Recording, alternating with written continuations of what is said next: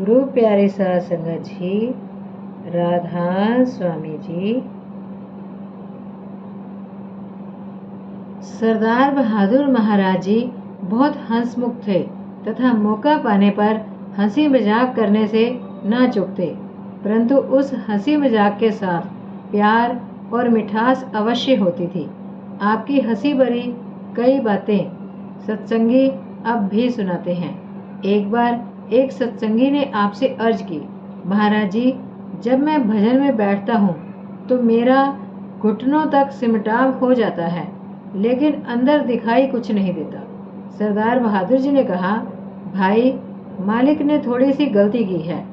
उसने आंखें बड़ी दूर जाकर लगा दी हैं। अगर घुटनों पर लगाई होती तो सब कुछ दिख जाता। फिर आपने उसे प्यार से समझाया कि अभ्यास में और एकाग्रता प्राप्त करके तवज्जो को आंखों के पीछे ले आओ। जब यहाँ आओगे तो शब्द भी सुनाई देगा और अंदर दृश्य भी दिखाई देंगे। सरदार बहादुर जी महाराज एक दिन दफ्तर के बरामदे में बैठे थे। पास में सेक्रेटरी रायसा मुंशी राम तथा कुछ और सज्जन बैठे हुए थे। कुएं के सामने से एक पति पत्नी बड़े खुश हंसते हुए आ रहे थे। हजूर जी ने मुंशी राम जी से कहा, देखिए राय साहब, ये दोनों कितने खुश खुश चले आ रहे हैं, पर मेरे पास आते ही रोने लगेंगे। यही हुआ। जब वे दोनों सरदार बहादुर महाराज जी के पास आए तो माथा टेका और रोने लगे। आपने फरमाया, भाई, मुझ में कोई नुक्स होगा कि मुझे देखकर रोने लगे हो। वहाँ तो हंस रहे थे। ये सुनकर वे लज्जित होकर चुप हो गए।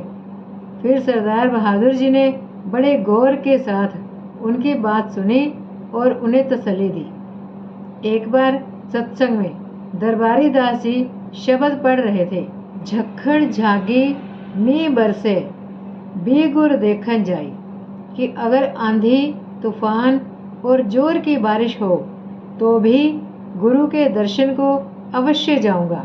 संगत भी साथ साथ बड़ी मग्न होकर शब्द पढ़ रही थी। बारिश के दिन थे। एकाएक बरसात होने लगी। संगत जल्दी से उठकर बरामदों में जाकर खड़ी हो गई।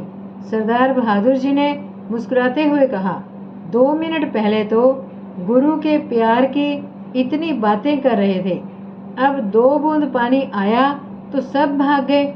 जुलाई के दिनों में भंडारे से कुछ दिन पहले एक शाम को सत्संग हो रहा था। एकाएक बारिश आ गई।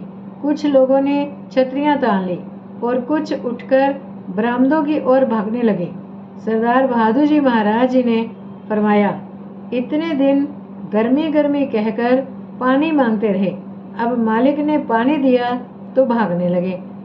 आप उसी प्रकार सत्संग फरमाते रहे। लोगों ने छाते बंद कर लिए और बरामदों से वापस आ गए। सरदार बहादुर जी तथा सारी संगत भीग गई, लेकिन सत्संग चलता रहा। जब सत्संग समाप्त करके उठने लगे तो आपने मिठास के साथ कहा, अंदर जाने के लिए भी इतने ही हठ की जरूरत है। एक प्रतिष्ठित घराने की महिला एक बार आपके लिए एक कीमती रेशमी रजाई और मखमल का गद्दा लेकर आई। उसने अर्ज की, हजूर बड़े महाराज जी ने भजन में मुझे हुक्म दिया है कि आपके लिए रजाई और गद्दा लाऊं। सरदार बहादुर जी महाराज जी ने हंसकर फरमाया, बीबी जी, महाराज जी ने मुझसे भी कहा था कि रजाई और गद्दा लाएगी, लेकिन इन चीज़ों को ना लेना। फिर आपने प्यार के साथ समझाते हुए कहा, मैं तो खद्दर की रजाई और खद्दर के बिस्तर इस्तेमाल करता हूँ। ये रेशमी चीज़ें मेरे किस काम की।